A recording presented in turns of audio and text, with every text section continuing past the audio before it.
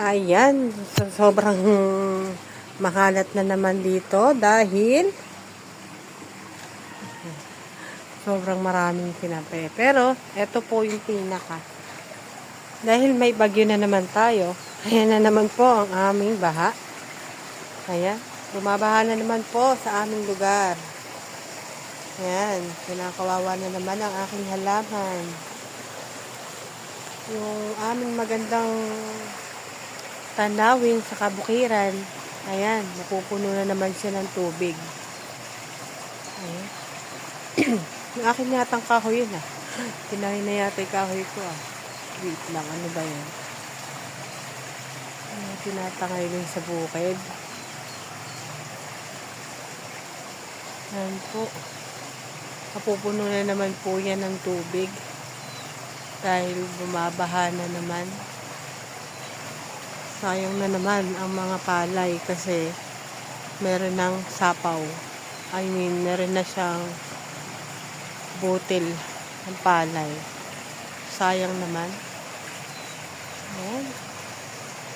Ay, may bola pa doon. Ayan, nandito na po sa aming harapan.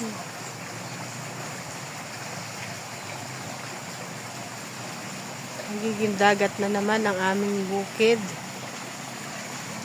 Dahil sa baha. Ayan.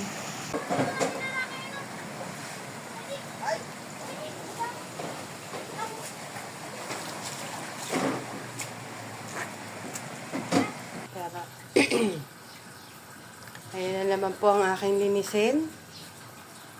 Ayan. Magsisimula na naman tayo ng paglilinis. Nawalisan ko na to. Pero may baha pa sa amin. May baha pa po. Ayan.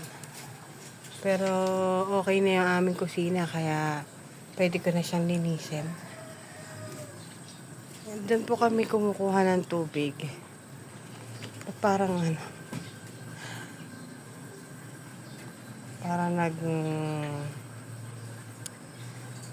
nag-blur ang aming camera. Bakit? Bakit nagbe-blurred? Bakit nagbe-blurred ng aking camera sa malayo? Doon po kami naiigib ng tubig na inumin namin. Buti na lang, marami kaming inumin kahapon. Marami kaming tubig na naigib bago bumaha. Kaya kahit na hanggang bukas na hindi kami kumuha ng tubig is okay lang. Safe naman po ang aming tubig kasi hindi siya lumalabo kahit na bumabaha siyang ganyan. Wala siyang lasa. Yan po ang aming harapan. Yung aming bukid. Ayan. So, aming aso. Aming hugasin. Dito muna ako mag-umpisa. Ayan. Maglilinis muna ako. Mamaya na lang ulit. Bye-bye.